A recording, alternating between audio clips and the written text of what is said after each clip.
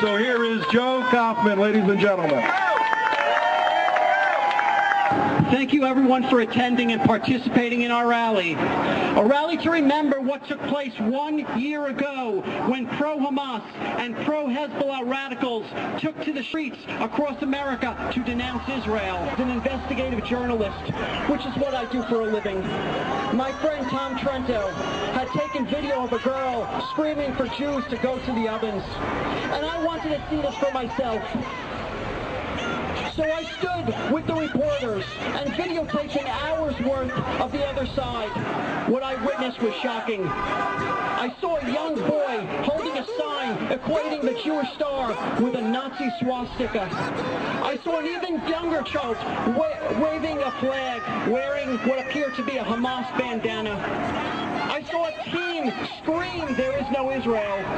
I saw about a half dozen others repeatedly doing the Hitler Sieg Heil salute. One was shouting, "Go, go Hitler," and he should have finished you off. All of them, boy and girl alike, were screaming, "Hamas and Hezbollah, kick your ass." They were all saying, "Oh, Jesus killer," and, quote, "Go back to Germany." And yes, someone was shouting repeatedly, "Go back to your ovens." But what was the most disturbing of all was the songs that the members of the group were chanting. They were ones that would normally only be heard in Beirut, Lebanon, or the Gaza Strip.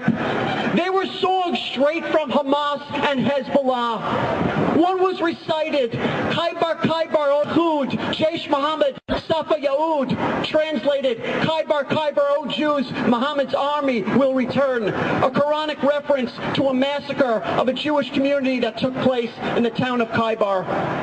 There were girls on the left and boys on the right, with a few young adults looking without interest behind them.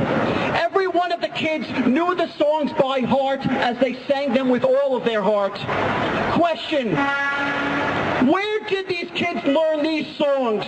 They live in the United States, not Beirut or Gaza. Where did they learn them? In their mosques? In their homes? In their schools? Obviously, there are seeds of hate being sown right here in South Florida. That's why we're here, to bear witness to that hate.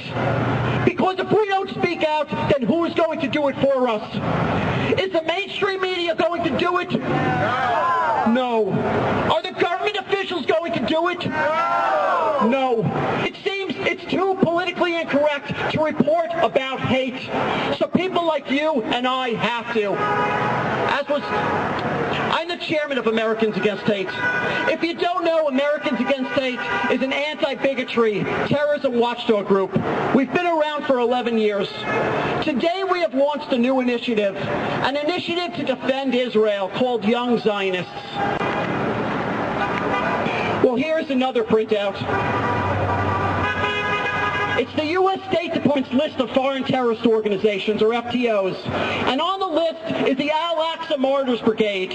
Indeed, the U.S. government considers the Palestine Liberation Organization, the PLO, the parent organization of Fatah, a terrorist group. According to the Anti-Terrorism Act of 1987, the PLO is a quote, terrorist organization, and it is, quote, unlawful for the PLO to, quote, establish or maintain an office inside the United States. It was signed into law by President Ronald Reagan, and it has been the law ever since. So, Joe, you ask, if that's so, if the PLO is illegal in the United States, how can there possibly be a PLO mission located less than 2 miles from the White House? Simple. Because President Obama and President Bush before him and President Clinton before him signed waivers every 6 months to circumvent this law. They have abused their executive privileges to allow a terrorist group to set up shop inside the United States. I am holding here President Obama's most recent waiver of the Anti-Terrorism Act. I respect the office of president, but I expect the office of president to respect the security of this nation and its citizens. I also expect the president to do right by Israel. How dare this administration tell Israel that she needs to halt the natural growth of any of her communities? The White House and others marginalize these communities as, quote, Jewish settlements. Well, some of these so-called settlements are thriving areas, and they need to remain that way. My message to Israel: grow your communities. Keep growing your communities. Do not stop, no matter what anyone says. You didn't gain your independence with all that bloodshed in 1948 to become the puppet of anyone, U.S. or otherwise. And President Obama, stop talking about diplomacy with Iran.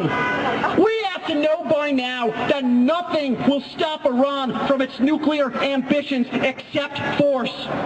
By talking about diplomacy, we are made to look weak in the eyes of Iran and all of our other enemies. And sanctions offer nothing except time for Iran to complete its program. If we're not willing to take Iran on ourselves, for God's sake, do not hinder Israel from doing the job for us. A lot of amazing people here today, and the next individual is